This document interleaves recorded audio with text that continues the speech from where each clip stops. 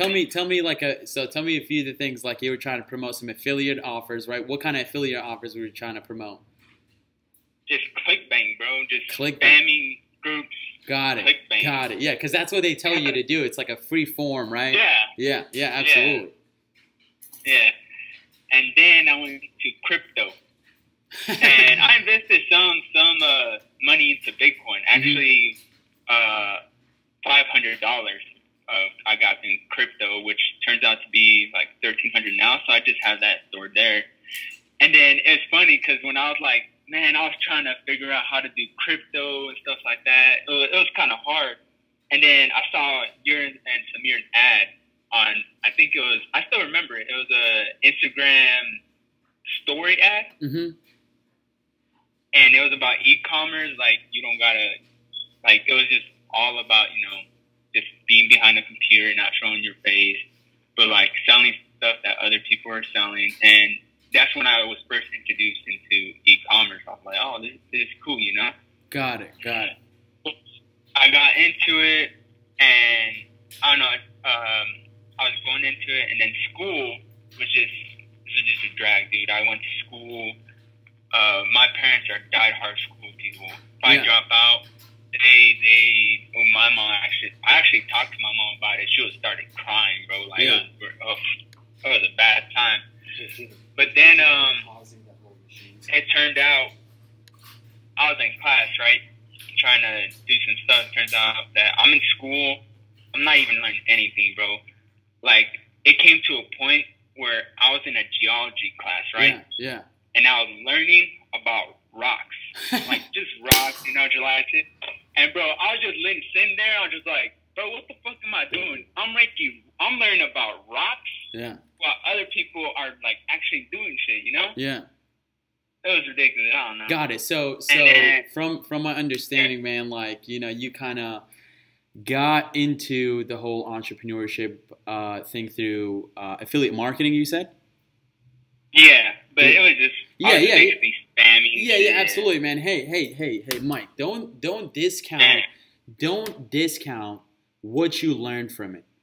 Okay? Do not discount what the value that you got out of that experiment. Okay? Because, and the reason why I want to stress that, bro, is because there's a lot of people our age, right, that think just because that dollar amount, right, that they didn't make the dollar signs out of a specific experiment, that it was a complete failure, right? It wasn't like, you were spamming, but hey, you learned what spam was, right? Yeah. So at that point, because before you started spamming, you thought, hey, this is the way, right? And naturally, if somebody is telling you that's what you should be doing to make money in affiliate marketing, that's what, and that's what you did. But you learned from that experience, like, hey, this is really just a way of like free traffic, which is not bad, but ultimately, it's very spammy, right? You're not providing any value. You felt like you weren't providing any value. Got it, man. So what about that? How did that go after affiliate marketing? I went to crypto. Yeah, you went into crypto. Yeah, and then you made. Yeah, I went to.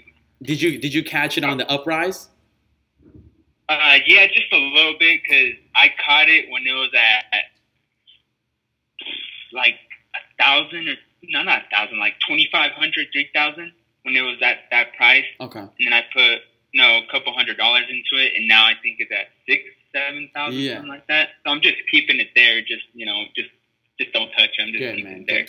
Cool. Yeah, but then what would you say your biggest learning? Your biggest lesson from crypto? Crypto, it was probably in crypto. I was just in it just to make money. Like, I wasn't in it to like. I didn't believe in the technology. Right? I was just in it for the money. Interesting. I didn't believe. Yeah, because like I remember when crypto went all the way up and then went bam all the way down. Like, I saw that people were just in it for the money. They did not actually gave time to like understand the technology or believe in it or support it, Got it. So that's one I learned from crypto. I gotta actually believe in the technology and not just, just put a ton of money and hope to make $1 million in the next few hours or something. Beautiful, man. Like beautiful. that, yeah. And that's perfectly fine, because really I learned that lesson from network marketing. From network marketing, I learned that lesson because I'm like, hey, as long as, the way the opportunity seemed was like, hey, all you got to do is get a few people on your team and, they can do the same. And then boom, it's going to be like this beautiful pyramid, you know what I mean? That all started because of you. And then I realized that, hey, it's all about the quality of people that you work with, and the majority of people that I was really getting on there was because it wasn't because they had the capabilities. It was because, hey, I could just make that bonus, just make that, hit that bonus. So I did go into the crypto market myself, but not too deep, not at all. Perfect, man. Then you got into e-commerce, so kind of let's dive into that, and then catch up to this point where we're at now. Yeah, so scratch that. So I started e-commerce from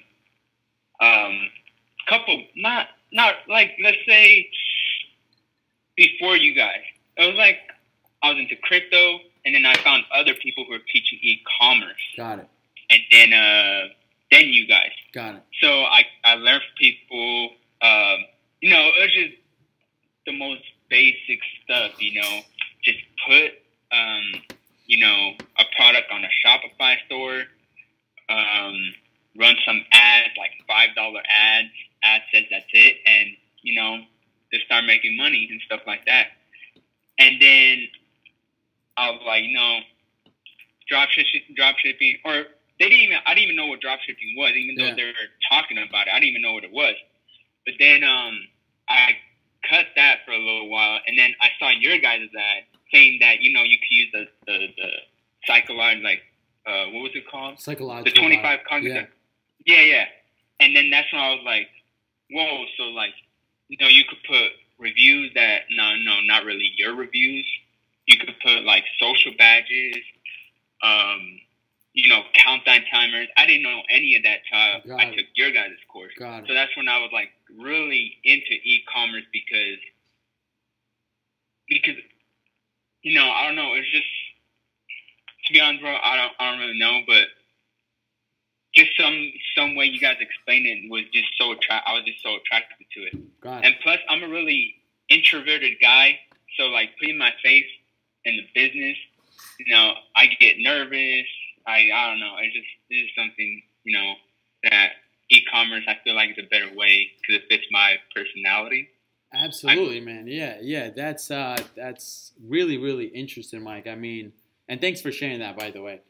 The first aspect to it is like, there's a way that you can explain e-commerce that's so simple, right? And so naturally, the way that we get attracted to opportunities is when we recognize an opportunity, we're like, hey, how much work is this gonna take, right? And so if you're watching YouTube videos and people are making it so simple, and too simple, right? Too simple that it's not even real anymore. You know what I mean? Like that's not what it really takes. But ultimately what they're trying to do is like say, hey, you can get all this reward by putting in this little amount of work. And I'm not gonna lie, man, like I've made some very clickbaity videos, but I feel like I always try to express that your input is equal to the output. And also what makes a successful e-commerce entrepreneur, or we could call them e-compreneurs, is really the skill sets that you have. So what you named there, the 25 cognitive biases, that's definitely, that's a huge skill, because what that allows you to do, and correct me if I'm wrong, Mike, but did you feel like when you learned, and we can dive into it a little bit more for everybody that's watching on YouTube or inside the e-com incubator, inside the mastermind, would you agree, man, that once you learned the 25 cognitive biases that you started to realize like, hey, this is what gets me to buy? Yeah. Yep. Right. I remember I'm into working out, and I like Dwayne Johnson, someone I look up to. Yeah. And I saw his headphones. And he said, no, they're only out for like a couple days, comp them or not, dude. I was just like, oh, God, I got to comp these, man. If they're sold out or something, I got to get them. Something. Yeah, but I see it when I shop online for some stuff, and there's like biases to it. Yeah, it really gets me to buy. Yeah. That's and I'm happy that you mentioned that, man, because for everybody that's tuning in, really, they might not know what the 25 cognitive biases are, but really they're just these, psychological, innate, how do we say, it's almost like weaknesses, right, when it comes to, that cause us to make irrational decisions. And often when we're making purchases, whether it be online or offline, right, there's specific things in play that sway our decision, you know what I mean, to say yes, to buy. And so, for example, like, and by the way, there's a whole talk by Charlie Munger on YouTube on this, and there's a whole book too called Poor Charlie's Almanac, and he goes through every single one of them. But ultimately, that Warren Buffett doesn't go, and Charlie Munger is Warren Buffett's business partner, and Warren Buffett doesn't like to go, neither does Charlie Munger, he doesn't like to go to car auctions, for example, because there's somebody on that platform, right, like that authority leader. So whenever there's an authority figure, like a cop or a lawyer, right, it's just like automatically that sense of respect, that sense of like, hey, I got to follow what I do. So that's just one example, right, authoritative. So in terms of like an e-commerce business, like if you had, I don't know, you're selling like a face cream and then you had like this doctor, right, that's an authority figure, that's credibility. So boom, automatically whoever's watching it is going to be like, hey, look, there's a doctor attesting by this this product. So, increases the chances of buying. Then another thing, right? If you see your favorite celebrity, which is going to be that likability bias or association bias, or maybe even authority as well. If you see Kim Kardashian rocking that face cream, now it's another reason to buy. And then if The Rock says, or Kim Kardashian says, hey, this is only going to be out once and it's never going to happen again, which is literally what Kylie Jenner did, right? I mean, we've seen what Kylie Jenner just puts up an Instagram story. It says 24 hours only and sells millions of her makeup that she made from AliExpress, right? Did you see that, man? Like, Mike, did you? No, I heard. Yeah, I heard, bro. She rakes. Like, I feel like some people think she's like dumb, but nah, bro. Like, she's smart. I'm pretty sure she's smart. Oh yeah, man. Yeah, she's smart. Hey, their whole family is caking, man. So they know what they're doing, and this is one of the things that they know. This is one of the things that they understand. And if not, it's the people around them that understand it. But unfortunately, I mean, coming from, were you born here or were you born? Actually, I was born in Linwood, California, so next to Los Angeles. Got it. Where are you living at now? Victorville, California. Okay, cool, man. And what's your ethnicity again? Mexican, bro. Mexican. Mexican. Got it. Yeah, man. So, imagine like, us, and maybe your parents are first generation, are they first generation in America, your parents? Yeah, they actually crossed the border to come here. Got it. Illegal. Got it. Yeah, my parents, man, they're first generation. I wasn't born here. I came here when I was like 11. When I was like 8 years old, actually. And, we don't have like the setup that the Kardashians have, right? Where they have like this huge team. So we got to learn these things on our own. You know what I mean? We got to learn these things literally like through, methods like this, whether it be consulting or masterminds or getting programs or YouTube, like whatever it takes, we got to figure it out. And so, once we understand something like the 25 cognitive biases or, Facebook ads, it all starts stacking on top of each other. And that takes time and persistence. It's like, the 10,000 hour rule, right? It's like to master something, you need to put in 10,000 hours. So, okay, man, so cognitive biases, you said, was one of them that really, allow you to say, hey, like, let me work on this even more, right? Anything else? Not putting your face on it. Like, not, the personality. Everything's behind a computer. Because I'm a pretty introverted introvert person, you know. I'd rather stay home, do something, you know, by myself or with my family than, you know, going out with a big group of people or something like that. That's just me, by the way. That's just me. Yeah. So. Yeah, and that's perfectly that's great that you are aware of it and you acknowledged it, and now you're working to that strength, right? So instead of, because there's a lot of people out there, entrepreneurs, who don't recognize their weaknesses, and this is something that I'm still working on, because we like to think that, hey, we can do anything and everything we can. Now, there is a certain extent of truth to it, but in reality, we tend to overestimate our potential and our strengths. And our weaknesses, you know what I mean? And so recognizing the fact that, hey, with e-commerce, I can put, you know, I don't have to put a face behind it. It's a logo. They're not going to know how old I am, where I'm from, like, you know what I mean, where I live. Like, all they care about is getting their products to their door, right? That's all they care about, is getting their products to their door. And so, but the flip side of it is, hey, there's the market is also unforgiving. And one of my mentors told me this too. He's like, hey, you know, it's good about e-commerce, you know, all those things that we just named. But on the flip side, the market is unforgiving.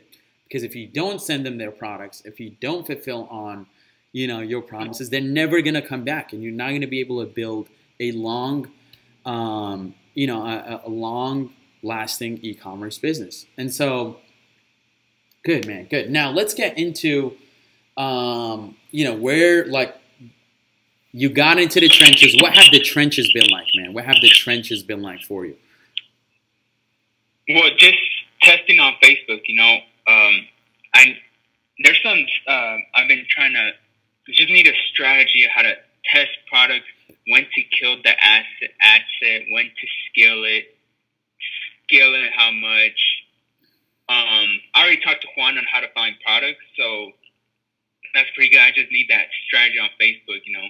Yeah. Like, I'm testing a product, not to get emotional with it. When I see the data, what that data says, to kill it or put a little bit of money to it. Got it. Okay. Beautiful, man. So we need to go over, that's really the main thing you want to focus on. Have you experimented with Facebook ads before? Have you got any conversions? What's that experience been like for you? And has there been any other advertising method that you've tried? Yeah, so I tried Facebook. Actually, I used my mom's ad account. So my personal ad account got shut down for, you know, some dumb mistakes, but, you know, you learn from it. So yeah, I'm actually I spent quite a bit of money on my mom's business manager, which is, I spent around $1,600. Yeah. And I made back 500. Got it. If I could look at the stats right now. Yeah. But yeah, about 500 made back. But, you know, it's a learning experience. Oh yeah, 100%, man. Yeah, absolutely, bro. I've spent. It was funny because when we started e-commerce, I showed, because I had been running ads beforehand, right? For like different things, like experimenting, like you said, with affiliate marketing and trying to run a social media marketing agency. It's just experimenting with a couple different stuff, right? And before we got into e-commerce, I'm like, hey, because I partnered up with Juan, and I'm telling Juan, like, hey, dude, like, I've ran Facebook ads before. And hold on one second. Yeah. Would you mind grabbing my charger from the wall right there? Charger? Yeah, no, my computer charger, please. And then I was like, I'm like, yo, Juan, let me show you my Facebook ads that I've ran before. So I open up my computer, I go my old ad account, my original, because when I got into door-to-door sales, I mean, I would still try to run some ads, like, you know, with side income, like the extra money that I had, like after paying my bills, I'd be like, hey, like, let me try something else. Let me try something else out, which is ultimately the attitude you want to have with something like paid advertising. At least there's two routes, and I'm gonna share one with you that I think you might want to consider and you would be a great fit for. Okay, so give me 1 second. Yeah, because a funny story. Yeah. I remember when I first started off with Facebook ads. Like, if I spent $5, bro, that I felt it. Yeah. I felt it when I spent $5. Yeah.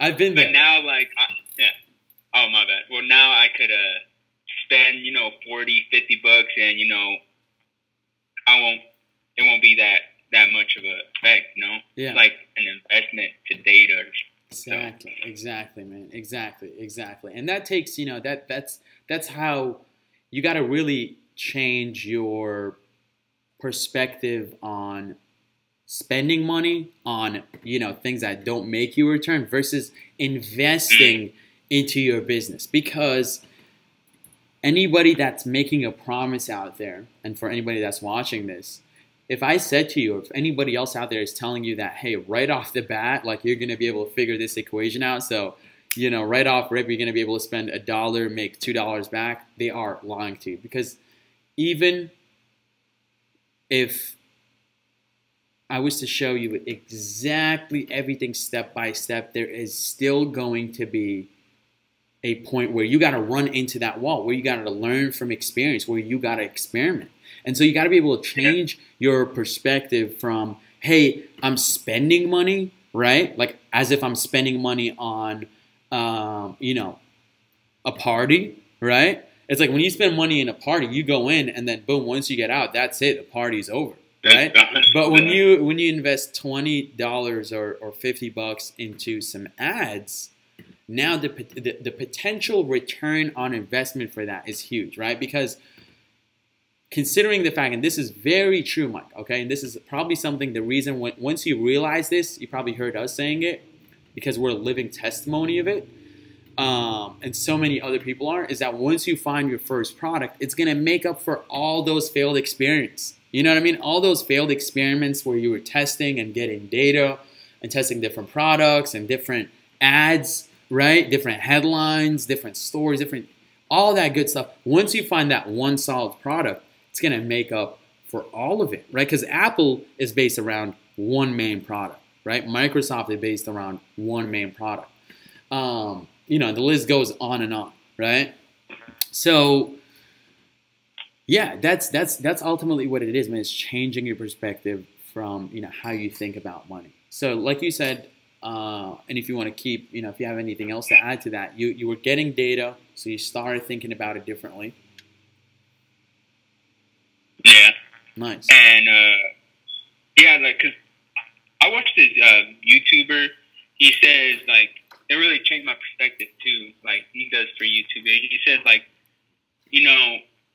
you're investing that data into your Facebook pixel for your store. Yeah. Which is a huge, I would say asset. Yeah. Because once you have that pixel mature, it gets easy and easier for the pixel to find the right buyers, which is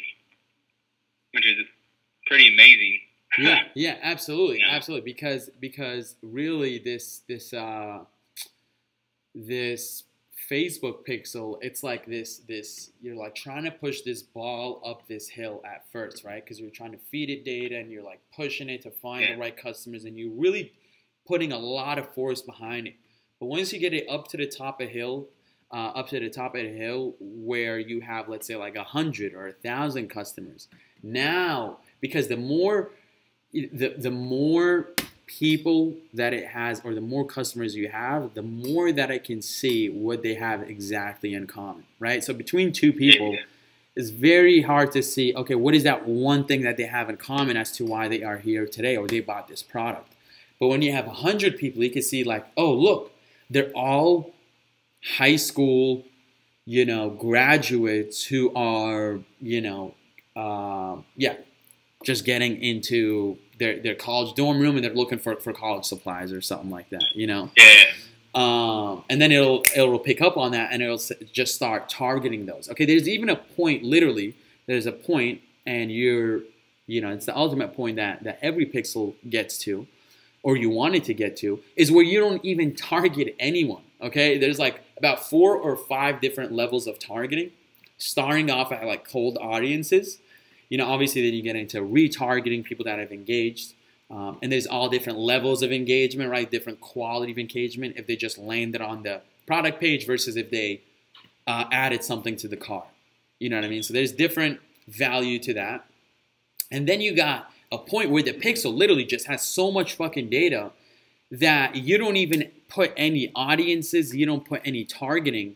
You just put the ad spend, and it goes out there and generates sales. Right? So it's insane. But the way that it can really do that, the way that it does do it, is around, again, it's all going to be thanks to one solid product, right? One product that you could build this huge audience off of. Because even if you, let's say you break even, let's say you make 10 grand this month, right? And you broke even on your first big month, you broke even at 10 grand a month. But you got this huge audience now of these dog lovers that bought a dog product from you, or 2 or 3, right? But you broke even at the end of the month. Are you at a complete loss? Hell no, that pixel's matured, bro. Yeah, right? And then you have all those customers too. Customers that are not just on your pixel, but they are buying customers of yours. They know your brand. They've put their credit card behind your, your store. And, you got their emails and their phone number and their address. Right? Free traffic. Right there. Exactly, man. Exactly.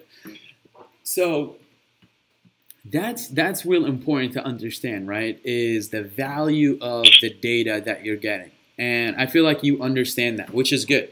Because before, we can really go ahead and dive into the Facebook ads, I want to make sure that you understand them clearly. And I think a mistake that a lot of people make going into Facebook ads, which is, again, just natural, because as especially I feel like entrepreneurs too, man, we love kind of diving in and then like figuring it out, right?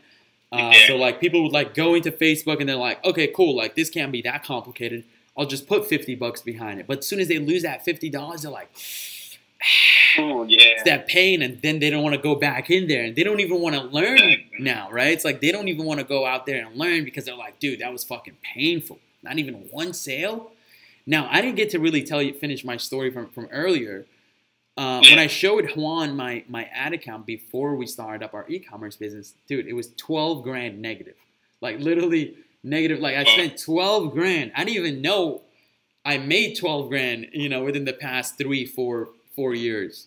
But I guess some way, somehow I was able to just flush 12 grand down the toilet on some Facebook ads that, didn't make me any returns like in terms of dollars, but I learned a lot, right? I learned a lot. And I can solemnly swear by it that's one of the main reasons as to why we're able to get success in e-commerce, is because of those failed experiments with running Facebook ads. I was able to learn and recognize like, hey, this is going to be way better with e-commerce because it's a physical product.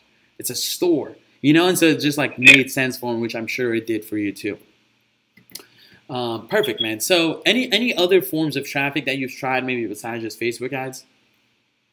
Instagram ads or Google or? Oh, just Facebook, to be honest, just Facebook.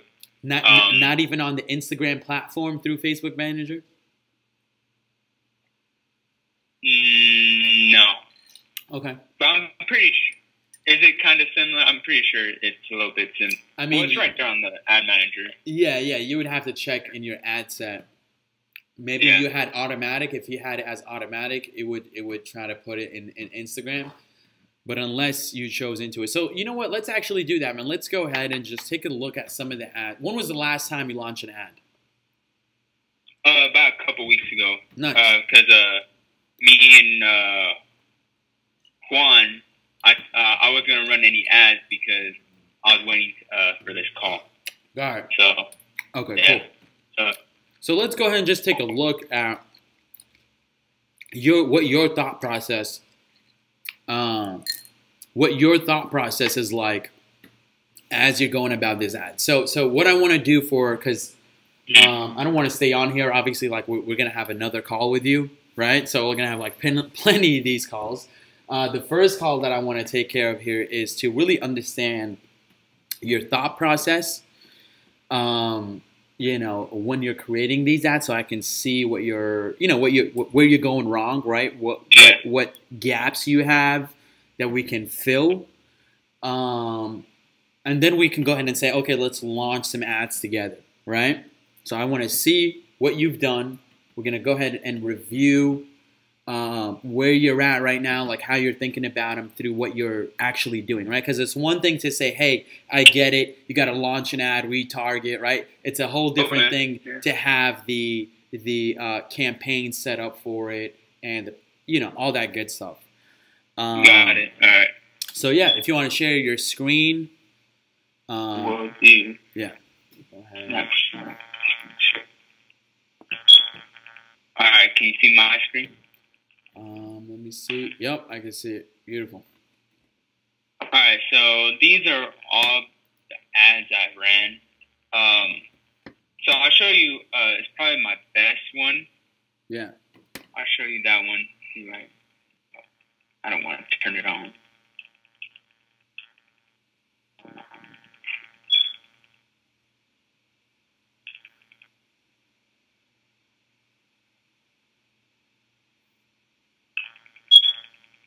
And for everybody that's watching this, again, if you're inside the incubator, this is probably going to be, a case study inside the incubator. But I would say if you're watching right now, I really want you guys to kind of, if you have, maybe you've ran some ads before, maybe pull up yours as well and kind of, try to dissect them as I'm going to go ahead and dissect some of Mike's ads and really dive into the details, because when it comes to Facebook campaigns and really any type of marketing campaign, the devil is in the details. Okay, so the devil is in those little numbers that that keep going up and down, right? It's like that's where if you have yourself a winner or not. It's not just that one number where it says 8 purchases or the other number of like how much you spent versus how much you made, right? That's the main thing that people judge by, and when in reality, there's a lot more data that you can look at to say, hey, could we make these results 10 times better? And that's called optimization, right? That's a way of saying optimize like a campaign. But if you don't know how to optimize or what to optimize, then all you're going to be looking at is, hey, how much did I spend? And, how much did I make back? Mike, would you say I feel like you're probably a little bit more advanced than that, but when you started off, was that the main 2 things that you were looking at? Yeah, I was just looking at the purchase and the amount spent. Yeah, the amount spent, right? That's all you cared about. Exactly. And that's natural, right, so. Yeah. All right, then. So when I started, so basically what I do is I do product research, and I see, what other people are selling. So I found this dog toothbrush dye tool. It's like meat flavor for dogs. Yeah. And so what I do first is I start off with a PPE campaign, try to build some social proof. Yes. The pump and blast, yes. I run 2 ad sets, one to top tier countries like the US, New Zealand, Australia. No, just the first world countries. Got it. And then I run another one, which is just worldwide, where just people would just like, hearts, laughs, and stuff like that. Yeah. And I run that for a whole day. Since my budget is limited, I run the engagement. I put $40 to $50 for the whole day. And then I create my ad. So basically my main ad, let me show it to you right now. Yep.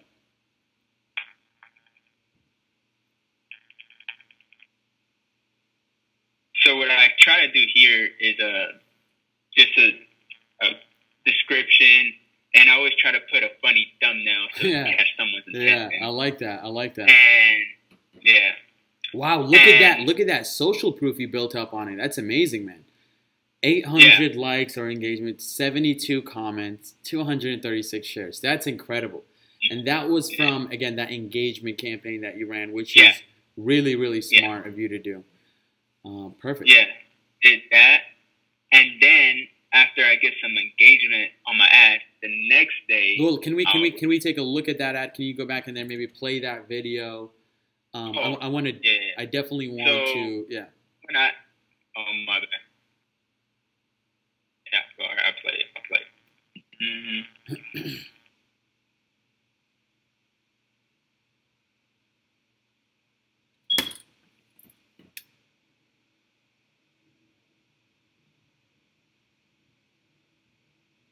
How did you find this product right here?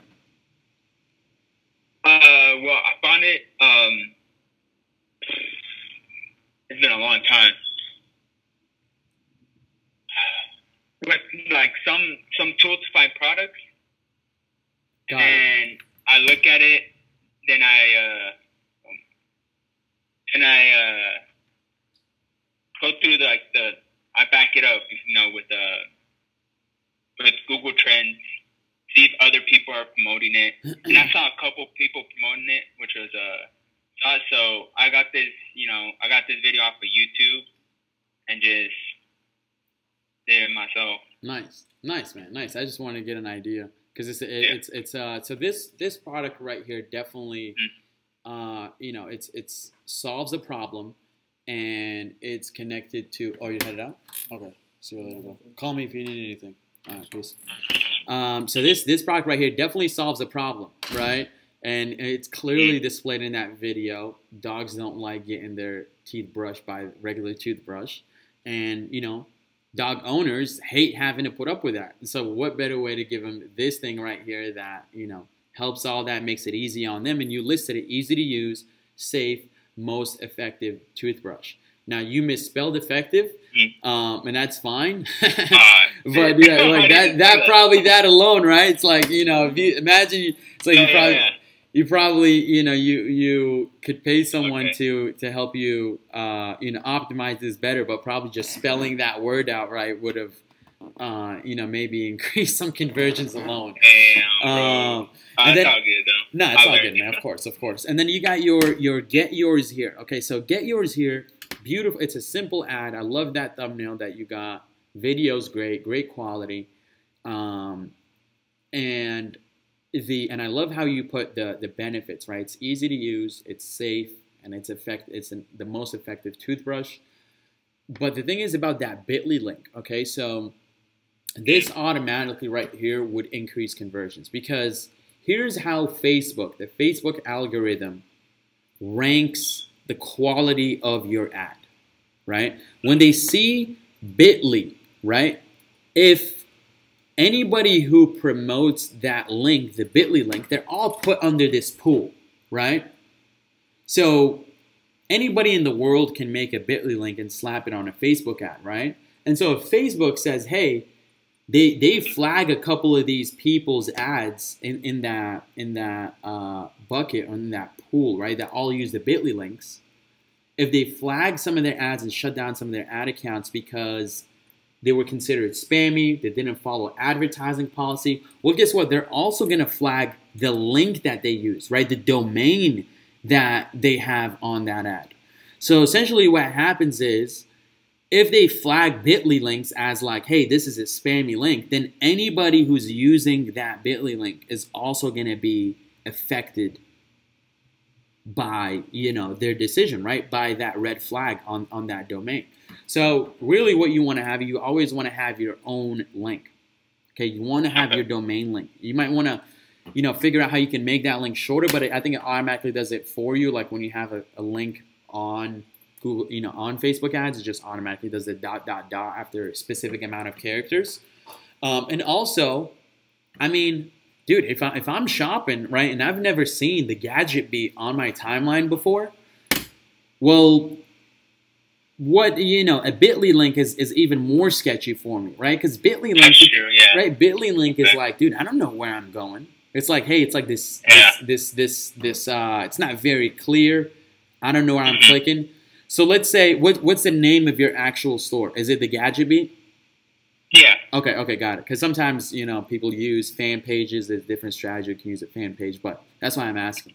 Now, that's that. And two, or we covered that. We covered, that tiny, sometimes, even little tiny spelling mistakes like that, can throw people off. And then it says daily toothbrush for your pup effortless. Daily toothbrushing for your pup effortless. Okay. So that's good. I like how you put the puppies in there, the puppy emojis. Now, another thing that would automatically increase conversions is making some type of offer. Okay? Making somebody a sweet little deal. You know what I mean? Making it, giving them a little bit of an incentive or reward to go ahead and take action now. So 3 out of 4 dogs have dental problems, right? You list the benefits, and then you say, get yours here, free shipping.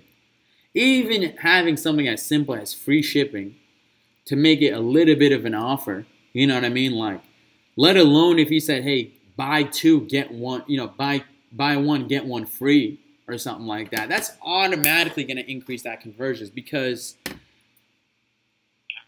if you understood, which you did, right? But for everybody that's watching right now, if you understood and caught on to what we were talking about earlier, the value of data, the value of having customers that you can reach out to and sell them more stuff, right? That's the idea of lifetime customer value, which we're going to talk about here, Mike, throughout the course of us working with you here, of course. Not all in one day, right? Not all in, but it's if you can understand the value of data, right? And you can, then you would understand the value of making such a sweet offer and not really too concerned about, okay, well, hey, like, I'm not going to be making, $3 now. I'm going to be making $1 on the front end. You know what I mean? Because this is just front end, right? We're only, this product right here is only the first thing they're going to buy from you. And we're not taking into consideration all the other things that they're going to buy from you if you give them such a sweet offer to begin with, to just say, hey, like, come on over. Let's do some business together. I know you've never heard of me before. I know you've never bought anything from me before. And I know I just popped up on your Facebook or your Instagram, because these are real things, man. You get what I mean? Yeah, these are real factors. What is it? Like when I'm going down my feed, and see, I'm pretty sure it affects everyone. If you don't know that. Exactly. That's part of the biases. That's how our brain, keeps us safe. It's constantly or subconsciously saying, hey, have I ever done business with this company before? Have I ever met this person before that's standing so close to me and trying to talk to me right now? Have I ever been inside this classroom before? Like, just constantly asking questions to keep us safe, to keep us away from danger. And unless you make them such a sweet offer, then that danger, there's no reason why they should take that risk. You know what I mean? They'll rather go look at this product here, go to Amazon and buy it. Yeah. What's to stop someone from answer me this, Mike. What's to stop someone from hitting the pause button and going over to Amazon and typing in dog toothbrush? Anything. No, right? There's literally nothing. Like, they can literally just see this ad, be like, oh, this is such a sick product. Oh my God, I want this for my pup. But never seen this store before, never done business with them before. They're using a sketchy Bitly link, and they got some spelling mistakes on it. And they're not even giving me a sweet deal, man. Like, what's going on? You know what I mean? Like, what's going on? I'm just gonna they're gonna hit that pause button. They're gonna go to Amazon, and you lost the sale, but you made them aware of that product. I mean, look at this. They see all that engagement too. You know what I mean? You just put all this engagement behind this product, made it look so good. Like, everybody's recommending, everybody's sharing, they're talking about it, but you lost them at the point where you're like, hey, come buy it from me. You know what I mean? You just told them, or you're not giving them a good enough amount of reasons to say, hey, buy from me. Instead, they went and bought it from Amazon. So these are things to take into consideration. And we're gonna post this up in the incubator, so you can always watch it over if you're not, kind of taking notes, or we're just chopping it up here. That's always. Yeah, I know. I see you writing, man. But so those are some things to keep in mind here, right? But yeah, let's keep going, man. Let's keep going. I wanted to pause there, kind of tackle this ad creative, show you how I think, show you how we go about constructing, Facebook ads before we actually create some together, Mike. All right. So after that, the next day, I'm listening. After the next day, you hop into. All right. I hop into a conversion campaign. So basically, this conversion campaign is I just run different interest. Basically different interests on different ages, just testing out, a bunch, as you can see, lookalike audience of people who viewed the video and see how, they perform. People add a card. And I also use the same post as the engagement. So the same ID, and just put, existing ID, that stuff. And I just run all these at, on a $10, $15 budget, and just a bunch of different interests. Yeah. Yeah. And I did some retargeting, but what I've been doing with retargeting is showing them the same ad or the same video over and over again. So you're not really being creative there. You're kind of just being like this annoying pest, right? This is like buy. You're not even trying to be like, hey, like here's another selling point. Here's a sweet offer. Like if you come and get it now, okay.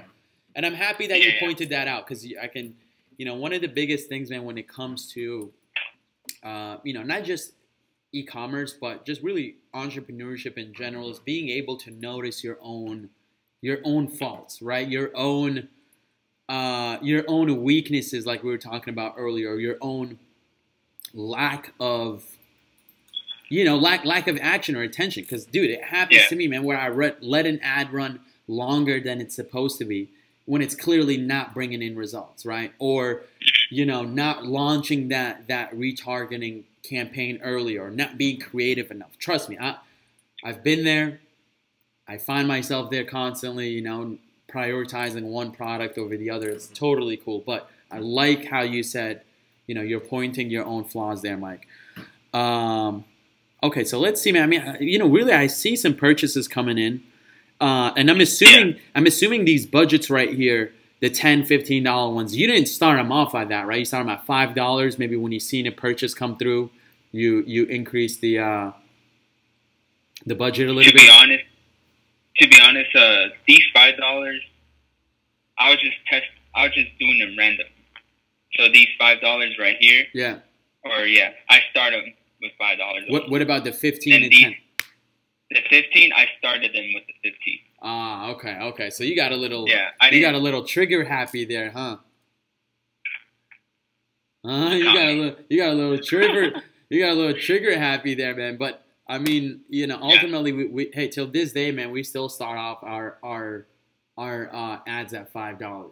Okay, because I'll tell you what, man. Here's how Facebook thinks. Okay, you walk up to Facebook, and you're like, hey, I want customers, right? Or I want traffic. And so you give them either $5, or you give them 10, or you can give them 100 or 1,000 if you want, right? For the day. So every morning you wake up, you're like, here. Think about it this way. And also take into consideration what we were talking about earlier, right? How you feed a pixel and it gathers data, right? You walk up to Facebook every single morning and you're like, here's $15. Bring me some traffic. What Facebook is going to say, they're not going to tell you this. They're going to take your money, right? They're going to take your money. And the algorithm or Facebook is going to turn to each other and be like, okay, well, we don't even know what kind of customers he really, you know what I mean? He doesn't have enough data. We don't have enough data on his account. We don't even know what kind of customers he wants. I mean, he's kind of telling us he wants people that like dogs or have a dog, but we don't know which exactly he's talking about. But hey, I mean, he gave us $15, so let's send some traffic over, because they never guarantee customers, of course, right? Let's send over some traffic. And so they take your $15, and you come by next day, give them another 100, and they're like, dude, we still don't know what kind of customer this guy wants, but he got a $100 budget, so let's send him some traffic that we think might be, some good, might get him a sale or two, right? But here's what happens. If you go up, now you spent right there in 3 days, you spent, I don't know, let's just say $150. But if you took that same $150 budget, right, and you split it up to $5 days, I'm not saying that you got to only spend a $5 day. I'm saying per ad set, right?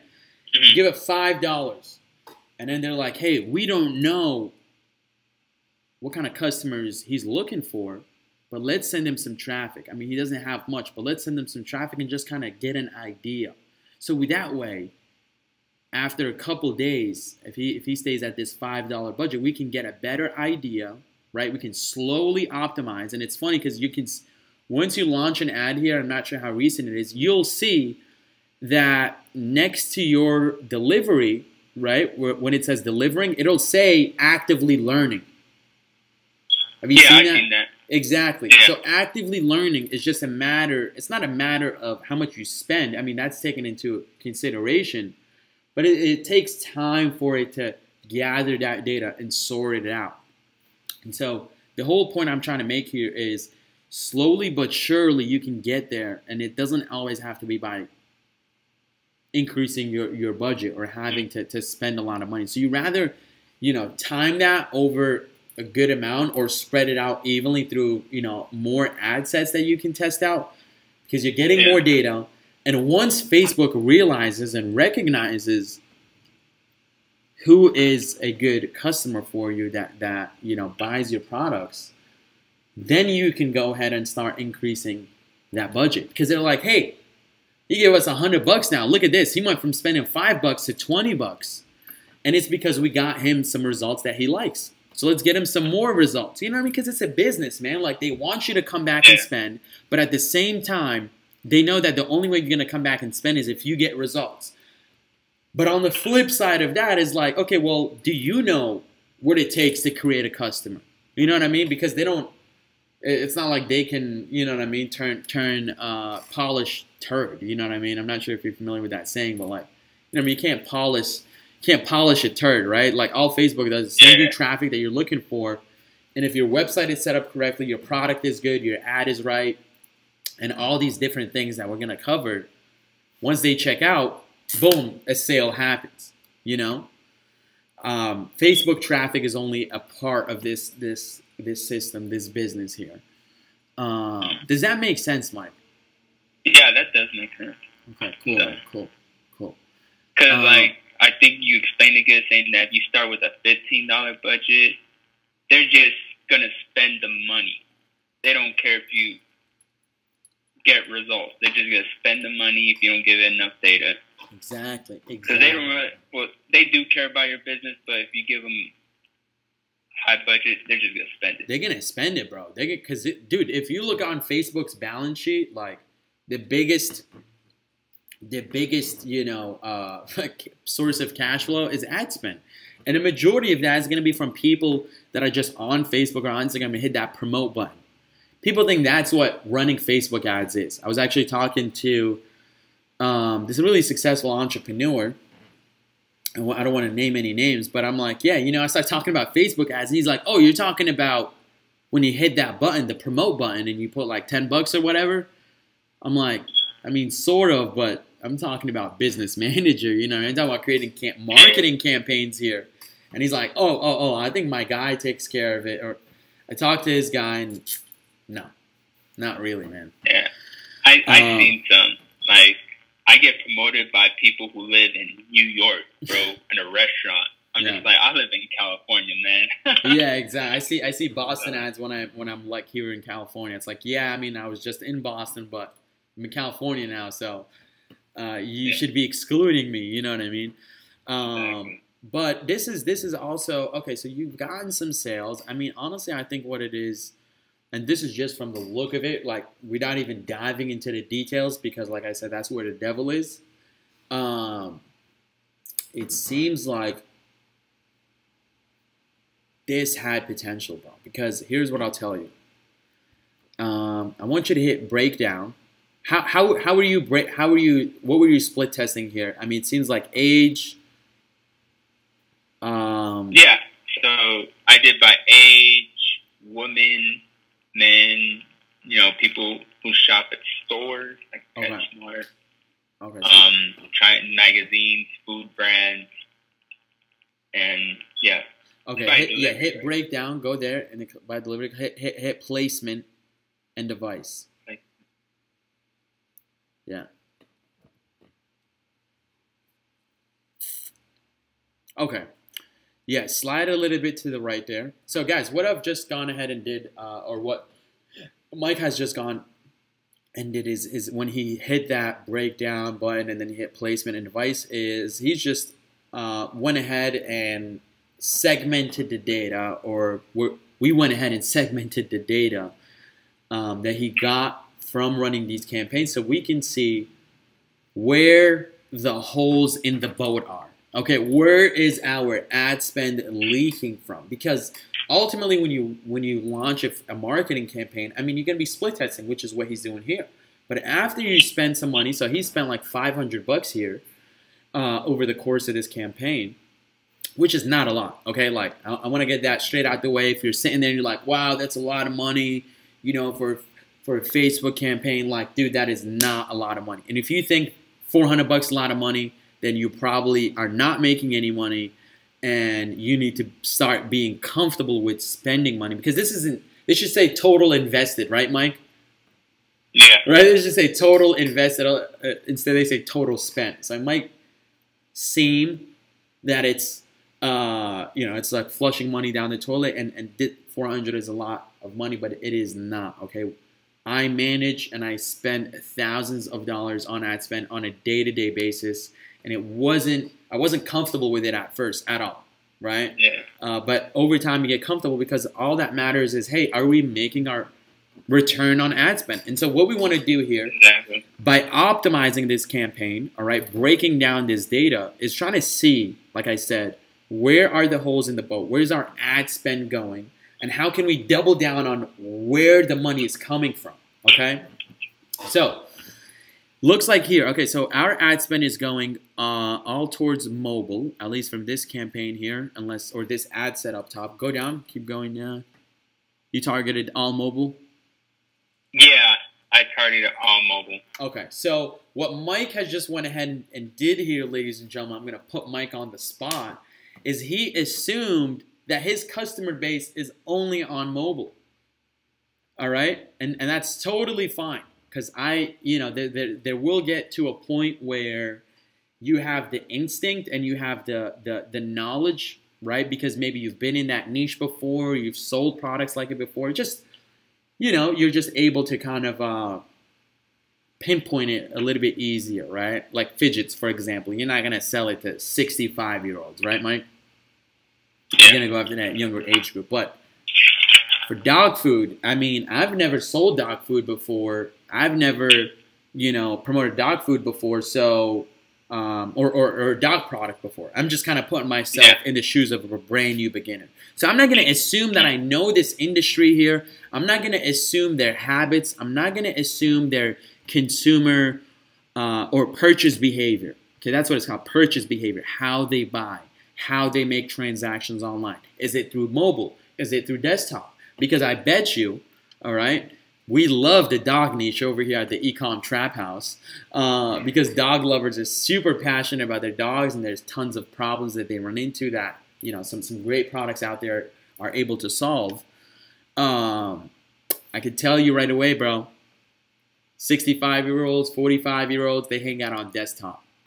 They are hanging out, and that's where the majority of our purchases for that, for at least for the products that I can think of at the top of my head.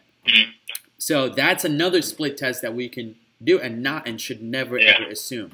Now, if you were targeting 18 to 24-year-old males, probably don't want to cold target them on Facebook, right? I mean, I don't use Facebook anymore. None of my boys really use Facebook anymore. But you might want to retarget on there. You know what I mean? It might be a good idea to retarget, but not. You probably want to cold target on Instagram. Right? You said you ran into our content on what? Through Instagram story swipe up, right? Story swipe up, yeah. Exactly. So, because I know that, hey, people that are into this space are either going to be on YouTube or Instagram for the most part. I mean, they might hang out on Facebook occasionally, check out on their family, and that was only through data again. So So that's one. Now, if we go to the right here, now it also seems like you only targeted Facebook, which is, you know, I can tell you from experience that, hey, these older people, 45 plus, okay, yeah, they're hanging out on Facebook, but you never know. You know what I mean? Might want to split test Instagram as well. And so here's something real interesting. You see where it says $10 per purchase? Yeah. Guess where that's coming from? An iPad, right? Yeah.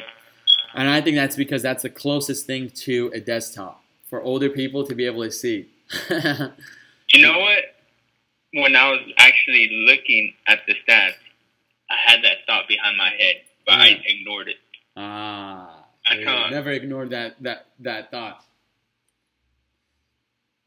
Okay, yeah. I think most of them are iPad.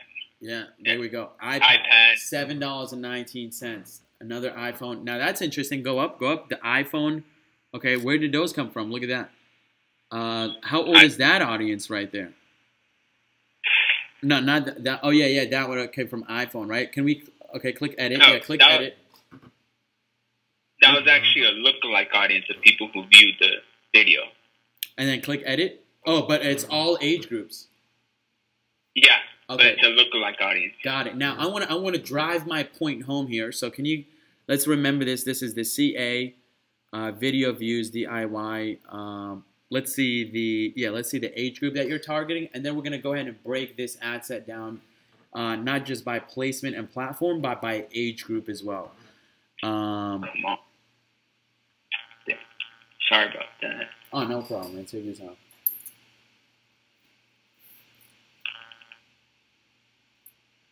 Oh, you want me to do it through breakdown, right? Yeah, okay. So I see you're targeting 18 to 65. Yeah, let's go ahead and break this down by age group so we can tell us. Because although we're targeting, right, for anybody that's tuning in, although we're targeting 18 to 65 on that ad set, you can also see where these sales are coming from. So it was a CAVV. Okay, so it's 55 to 64. That age group, look at this, $3.85 per purchase. So hey, like now we know maybe when we're going after this audience here, we should be going for mobile devices of this age group, 55 plus, right? It might be a consideration to narrow it down to the audience, but let's keep going here. Let's see where more of these are coming from. 45 to 54. You got 25 to 34 for $1.75 cost per result. And that's probably because you're targeting, mobile. Let's keep going. I think that's all the purchases that we saw. Okay, let's go up to the top, all the way to the top one more time. Those first ones that came from 55 to 64, because that's all you were targeting. Yeah, that's all you're targeting. 65 plus. Keep going. And then this one came from 55 to 64, 55 to 64. Okay, yeah. So really what we're looking at, it's hard for us to optimize here though, Mike. You know why? Because it's hard to optimize what's already narrow. You know what I mean? I mean, the most we can do, I mean, at this point, really, we have to take a step back, right? We have to take a step back and say, hey, let's split test a few more key factors. Let's separate age groups, right? Let's separate age groups. Let's separate genders. Let's separate platforms, right? Instagram versus Facebook. Let's separate desktop versus mobile, okay?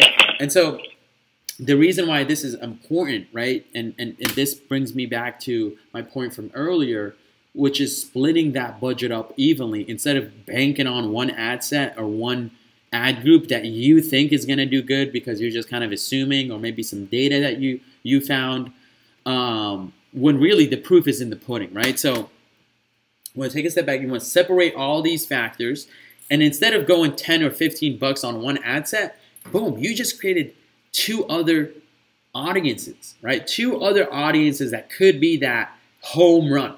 Because really, although we like to think that there's products that fit all age groups or all genders, it never turns out that way. All right, when you start split testing key audiences, you'll notice that it's really like this core group, right? This core age group or this core gender that tends to be that primary target market. Okay, and that's something that we learn as we start, from kind of observing, right? After you kind of start launching and testing, you start to notice like, wow, look, it always ends up in this one core group. But in order to find that core group of buyers, I gotta go a little bit wider. You know what I mean? Because if you go all in on these 21 or 45 to 65-year-olds, you've automatically eliminated yourself from the younger age group, which, hey, I mean, it seemed like they were buying. I mean, there was one purchase in there for like $1.75 from a 25 to 34-year-old.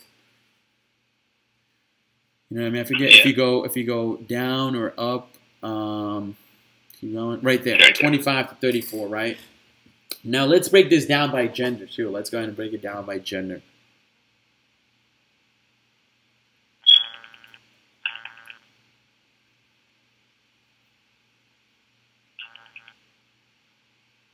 Yeah, female.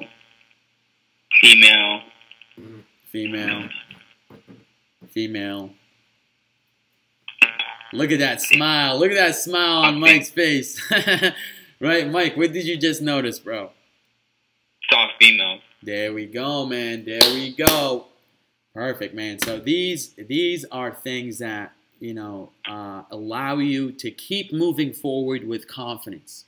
Okay? That's what I want everybody to understand, especially you, Mike, is although, right, you're looking at those two numbers, you spent $400 and you made, 8 purchases, it's like, okay, I lost money. But the key is, can I keep moving forward with confidence? Can I keep optimizing with confidence? Because the only reason why you shut off this campaign, Mike, is because you looked at those two numbers and you were like, dude, I'm negative, and it's so painful to keep moving forward if you don't have that confidence and that awareness of what's possible, right? The data that you've gotten, because you're going to get to a point, and this is the point that I want to get you to, Mike, over the next couple of weeks here that you're with us, or whatever the terms are, but is to get to the point where even if you spent $1,000, bro, you're going to be like, well, let me check this out. Okay, so even though I'm losing a couple dollars on the front end, it seems like everybody that's coming in, and by adding one upsell, now I'm able to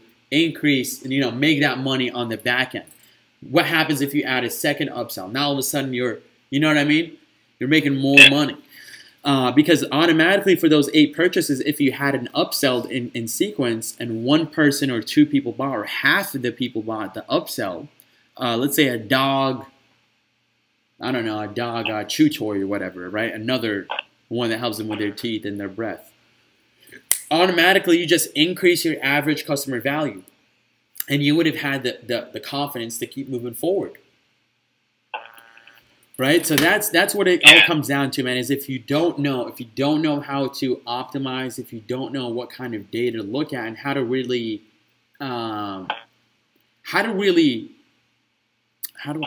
I put it? Like the feedback loop. You know what I mean? If there's no feedback loop coming back, right? If you're launching these ads, but you're not able to see the feedback that you get, or the only type of feedback you're looking at is how many purchases you got and how much money you spent, that's very little feedback that you're taking into consideration.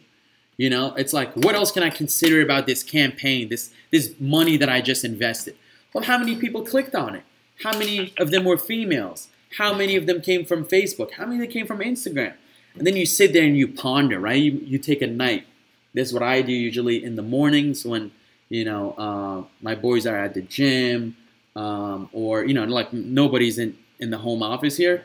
And I sit there and I'm like, okay, well, how can I keep moving with confidence here? And then I look at all this data. Boom. Now I go all in on females, this age group, this, this platform, and boom, I'm able to keep moving forward. But if somebody's looking at the same exact data that I'm looking at, and all they're looking at is like, I only made 8 purchases and I spent $400, then you know what I mean? And they don't take all that other data. They don't see that all. They can be like, there's no reason for me to keep moving forward. This is a failure. And that's what separates. Exactly what I did. Perfect, man. Perfect. So let's go ahead, man, because let's cap it off here. Okay, I think we've gotten to a point where we've started. We really calculated some of the things that you've done right. Like on the ad, right? The creative, that thumbnail, putting the benefits in there, using the emoji in the ad creative, as well as the engagement. I think you did really, really well with that. I was going to comment actually on it. I think that just going worldwide is enough, and you don't have to really, especially if you're on a tight budget, you don't got to put into that top tier worldwide engagement. I mean, you could, but it's like, hey, like, if the engagement is good enough, if it's just building some social proof, that's what you're looking for, you don't need to go to top tier. You know what I mean? You can just manufacture that from worldwide, you know what I mean? Third world countries. So you've automatically lowered the ad spend on there. But it was clear, right? That worked really well in your favor. Then we talked about some of the mistakes that you've made. Some were blinded to mistakes, that you weren't really aware of. And some that could have been, not necessarily avoided, but implemented, some things that you could have implemented into the ad creative, like an offer, your own domain name, no spelling mistakes, like a solid reason to come cop right now. And I'm just joking with you, by the way, Mike, man, just busting your balls, cool. bro. Yeah, it's all good. But then we went into the ad set, right? Then we went to the ad set and we said, okay, what did he do right here? What did he do? What could he have done better? And, it was a couple different things on each side, right? So you kind of went in too narrow at first. You assumed in the beginning. And although, you did get some results, you ultimately shut down this campaign because you were blinded. You didn't get that feedback loop. There was nothing. You didn't know what to look at, how to evaluate the data that you got, and how to optimize further. Because I bet now, once you get off this call here, you're going to go back into this campaign and you're going to start asking yourself, should I relaunch it? Should I relaunch it? And that's a good question. Should you relaunch it, right? Sure.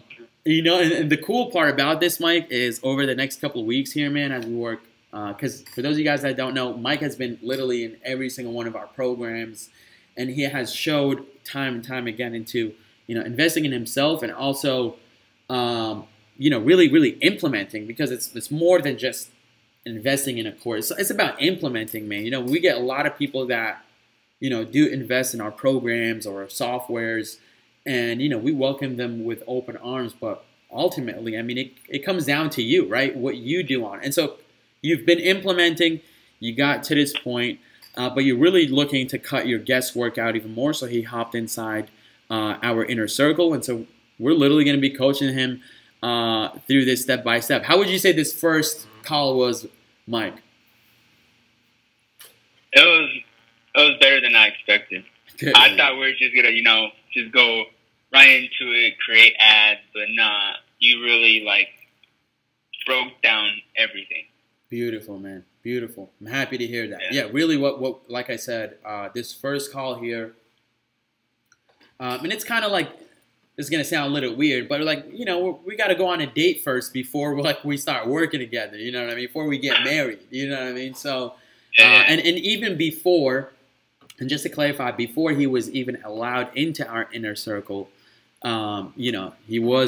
we made sure that Mike, had his head on straight, he had his finances on point, and he's been, he's at a point where he's, it makes sense for you. You know what I mean? Like I said, you've gotten some results, but you're looking to eliminate more of that guesswork.